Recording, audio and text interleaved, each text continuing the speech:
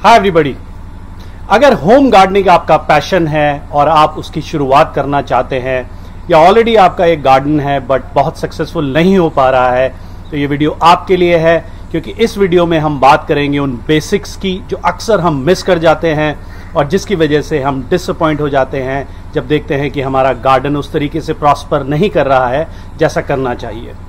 इस वीडियो को एंड तक देखें, क्योंकि ये अगर बेसिक्स आपने कवर कर लिए हैं तो मैं गारंटी दे रहा हूं आप कभी फेल नहीं हो सकते। जो पहला बहुत ही इंपॉर्टेंट बेसिक है वो ये है कि किसी भी प्लांट को उगने के लिए या ग्रोथ के लिए जो तीन सबसे ज्यादा इंपॉर्टेंट एस्पेक्ट्स हैं वो हैं सी यानी कि कार्बन, एच यानी कि वाटर एंड ओ यानी कि ऑक्सीजन। CHO से एक प्लांट का मोर देन 95 पार्ट बन जाता है और हम यूजुअली इनके बारे में बात ही नहीं करते। हम बात कर रहे होते हैं न्यूट्रिएंट साइकिल की या न्यूट्रिएंट मैनेजमेंट की। तो सबसे पहले आप ये देखिए कि जहां पे भी आप गार्डन सेटअप कर रहे हैं आपका जो सनलाइट है वो प्रॉपर है कि नहीं है। कार्बन जो C है वो आपको सनलाइट से ही मिलेगा। तो आमतौर पे या आइडियली तो आपको पूरे दिन की धूप चाहिए, एटलीस्ट 6 से 8 घंटे की आपको सनलाइट चाहिए ही चाहिए। तो जब भी आप प्लेसमेंट करें अपने गार्डन का, चाहे वो टेरेस पे हो चाहे वो बालकनी में हो, तो ये जरूर होना चाहिए कि एटलीस्ट 6 से 8 घंटे की उसे सनलाइट मिले, बिकॉज विदाउट सनलाइट आपका फोटोसिंथेसिस नहीं होगा, एनर्जी नहीं बनेगी प्लांट में। अब आता है O which is oxygen, which means that जो एयर है वो थ्रू आउट प्लांट को मिलनी चाहिए, उसके हर पत्ते पे एरिएशन होना चाहिए। अक्सर ऐसा देखा जाता है कि बिकॉज आप क्रैम्ड होते हो रूम के लिए, आपके पास ज़्यादा स्पेस नहीं होता, तो आप जो पॉट्स हैं वो अगल बगल लगा देते हैं, इतना पास में लगा देते हैं कि एरिएशन नहीं होता। और ऐसा भी देखा गया है कि वो बिल्कुल दीवार या वॉल के साइड में रख दिए जाते हैं पॉट्स, जिससे एरिएशन नहीं होता। अगर एरिएशन नहीं होगा, प्लांट के हर हिस्से में एयर नहीं जाएगी, तो वो बीमार हो जाएगा, कमज़ोर हो जाएगा, इवेंचुअली उसमें कीड़ा लगेगा एंड देन आप रियलाइज़ करेंगे कि कीड़े ने आपके सारे पौधे को खा लिया है। तो सनलाइट और एयर बहुत ही इंपॉर्टेंट है और इसका हमें सबसे पहले ध्यान देना है। मैं H जो वाटर है उसमें बाद में आऊँगा। इसके बाद में नेक्स्ट जिसकी इंपॉर्टेंट बेसिक की बात करना चाहता हूँ वो है पॉटिंग मिक्स या सॉइल। बिकॉज आपका पौधा, उस पौधे की पूरी जड़, पूरा स्ट्रक्चर उस सॉइल में रहने वाला है। तो ये बहुत इंपॉर्टेंट है कि जो सॉइल मिक्स बनाए या पॉटिंग मिक्स बनाए वो बहुत ही बढ़िया तरीके से बनाए। तो एक आइडियल पॉटिंग मिक्स में क्या होना चाहिए? मेरे हिसाब से एक आइडियल पॉटिंग मिक्स में 4 चीज़ें होनी चाहिए।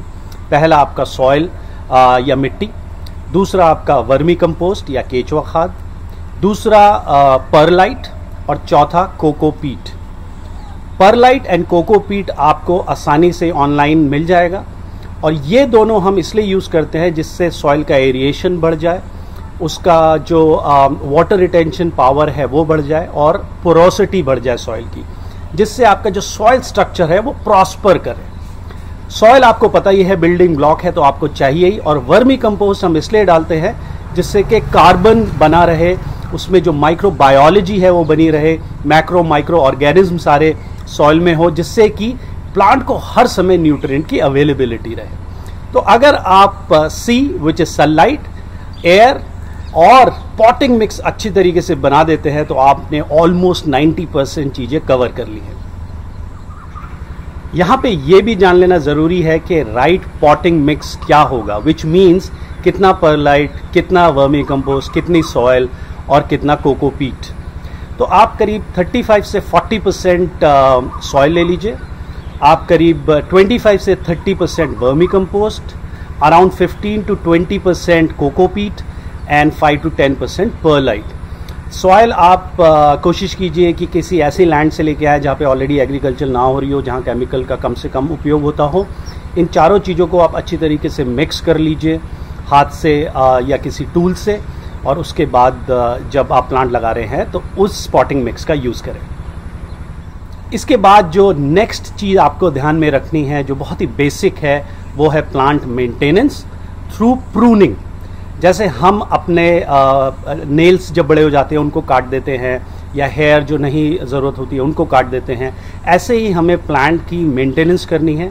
ये देखना है कि कोई ऐसा हिस्सा तो नहीं है जो ख़राब हो गया है, या ऐसा हिस्सा है जो बहुत ही ज़्यादा कमज़ोर है, हम उसको अगर कट कर देते हैं तो वो ज़्यादा अच्छी तरीके से फिर से डेवलप होता है। प्रूनिंग एक बहुत ही इंपॉर्टेंट टेक्नोलॉजी है और इसके जो रिजल्ट्स हैं वो बड़े स्ट्रॉन्ग हैं। अगर इसके बारे में आपको डिटेल में समझना है तो प्रूनिंग में मेरा एक वीडियो है जो ऑलरेडी पोस्टेड है, मैं उसका लिंक डिस्क्रिप्शन में डाल दूंगा, आप उसको प्लीज़ देख लीजिए। But pruning is very very powerful. अब बात आती है वाटरिंग पे, या जो एच था हमने छोड़ दिया था। वाटरिंग का कोई एक फिक्स रूल नहीं है कि आपको कब पानी देना है कब नहीं देना है, लेकिन ऑब्जर्वेशन से ये आपको जरूर समझ में आ जाएगा कि सॉइल अब कम मॉइस्ट है, अब इसको थोड़ा सा वाटर देना चाहिए या नहीं देना चाहिए। कुछ थंब रूल्स हैं जो डिस्कस करना चाहता हूं मैं आपसे। उनमें से पहला है कि आप कभी भी ओवर वाटर या अंडर वाटर ना करें। अक्सर ये देखा गया है कि कभी कभी होता है हमारे पास टाइम नहीं आता तो हमने 3 दिन तक पानी नहीं दिया और उसके बाद एकदम से टाइम मिला, घर में है हम वीकेंड पे, तो पानी दे दिया सुबह भी और शाम को भी। इससे स्ट्रेस ले लेता है प्लांट और जो उसकी फ्रूटिंग है, फ्लावरिंग है, वो थोड़ी डिटेरिएट हो जाती है। तो आप रेगुलर पानी दें सबसे पहले। दूसरा, पानी आप या तो सुबह दें या शाम को दें, दिन में पानी देने से बचें। तीसरा, बार बार पानी देने से अच्छा है आप डीप वाटरिंग करें। मतलब है कि आप थोड़ा सा पानी सुबह शाम देने से अच्छा है सुबह या शाम को अच्छी तरीके से पूरी सॉइल को मॉइस्ट कर दीजिए। So deep watering is more important than watering more often. और चौथी चीज़ है कि आप जो पानी दे पॉट्स में या आपने कोई बेड्स बनाए हुए हैं तो हाइट से ना दे पानी, आप हमेशा उसके बेस में पानी दें। तो वाटरिंग का ये रूल है। तो CHO यहाँ पे हम कवर कर लेते हैं और सॉइल कवर हो गया, समझिए आपका 99% पार्ट कवर हो गया। इसके अलावा आपको एक और चीज़ दिमाग में रखनी है, वो ये है कि कोशिश कीजिए कि आप लोकल सीड्स या लोकल प्लांट ही लगाएं। फॉर एग्जाम्पल, अगर आप ऐसी जगह पे हैं जहाँ पे गर्मी ज़्यादा है तो वहाँ पे बेल पेपर लगाने की ना सोचें। कभी कभी पैशनेटली हमें लगता है कि यार ये बहुत ही एग्जॉटिक वेजिटेबल है और प्रॉब्ली ये बहुत ही एग्जॉटिक फ्रूट है, let's do this one. But आपको ये रियलाइज़ करना है और समझना है कि वो पौधे को जो क्लाइमेट चाहिए वो आपके यहाँ वो क्लाइमेट नहीं है। तो कभी कभी हम ऐसे पौधे लगा देते हैं और फिर वो फेल हो जाता है और हम डिसअपॉइंट हो जाते हैं।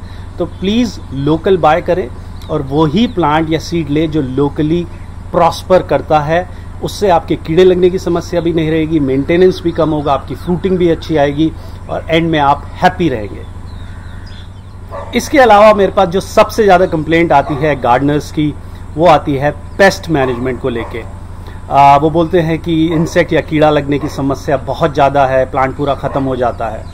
तो यहाँ पे हमें ये समझना है कि ये सब आउटपुट है, ये बीमारियों के नाम हैं, चाहे वो लीफ माइनर हो, ग्रब हो, एफिड्स हो, कोई भी अटैक हो सकता है। लेकिन वो अटैक क्यों हुआ? अटैक इसलिए हुआ कि प्लांट स्ट्रांग नहीं था। प्लांट स्ट्रांग क्यों नहीं था? उसके मल्टीपल रीज़न हो सकते हैं। सॉइल अच्छी नहीं थी, वाटर मैनेजमेंट आपका अच्छा नहीं था, सनलाइट पूरी नहीं पड़ रही थी, या एरिएशन नहीं हो रहा था।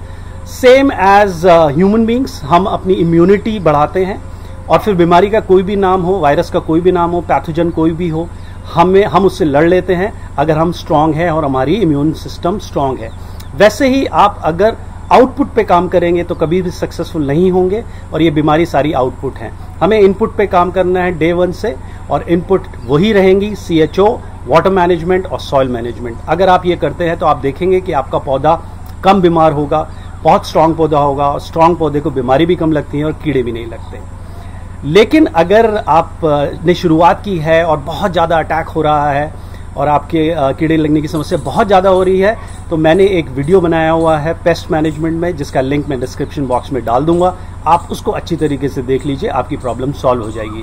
बट जो लॉन्ग टर्म सस्टेनेबल प्लान है वो यही है कि हम कुछ ऐसा करें जिससे हमारी बायोडाइवर्सिटी बढ़े, हम कुछ ऐसा करें कि हमारा प्लांट स्ट्रांग रहे। नाउ बायोडाइवर्सिटी के लिए एज अ गार्डनर मुझे पता है आपके पास पहले ही कम है, स्पेस है, लेकिन फिर भी आप कुछ प्लांट्स ऐसे लगा सकते हैं जो पेस्ट रेपेलेंट होते हैं, जैसे रोजमेरी हो गया, बेसिल हो गया, और फिर उसके बाद लेमन ग्रास हो गई, या मारीगोल्ड हो गया। ये अगर आप लगाते हैं तो आपके जो कीड़े हैं वो कम आएंगे आपके आसपास और पौधों को कम नुकसान पहुंचाएंगे। गाइस, लास्ट में मैं इतना ही बोलूंगा कि गार्डनिंग एक पैशन है और अगर आप पैशनेटली कोई काम करते हैं तो आप जरूर सक्सेसफुल होंगे। आपको सिर्फ ये देखना है, हमें नेचर को समझना है, इसको कॉम्प्लिकेट नहीं करना है। क्योंकि आज मैं अगर YouTube में जाता हूं तो मुझे सारी कॉम्प्लेक्स टर्मिनोलॉजी सुनने को मिलती है। लोग बाग न्यूट्रिशनल मैनेजमेंट के बारे में बात कर रहे हैं, न्यूट्रिएंट साइकिल के बारे में बात कर रहे हैं, मैक्रो न्यूट्रिएंट बना रहे हैं, माइक्रो न्यूट्रिएंट बना रहे हैं और बेसिक कवर नहीं कर रहे हैं। ये बेसिक कवर ना करने से ही हम एक ऐसे सर्किल में फंस जाते हैं कि हम सारे काम करते भी रहते हैं लेकिन आउटपुट हमें नहीं मिलता है। तो अगर आप मेरे कहने से ये बेसिक्स कवर कर लेंगे और इसको सिंपल रखेंगे तो आप सक्सेसफुल जरूर होंगे। अगर आपको ये वीडियो पसंद आया है तो प्लीज़ इसको लाइक कीजिए, शेयर कीजिए, कमेंट कीजिए, ज़्यादा से ज़्यादा अपने व्हाट्सएप ग्रुप, फेसबुक ग्रुप और बाकी ग्रुप्स में शेयर कीजिए, जिससे कि बाकी लोगों को भी इसका बेनिफिट मिले। आपके पास कोई टिप है, आपके पास कोई सजेशन है या कोई सक्सेस स्टोरीज है तो शेयर करना ना भूलें। मैं फिर आऊँगा एक नई वीडियो के साथ, तब तक जय हिंद।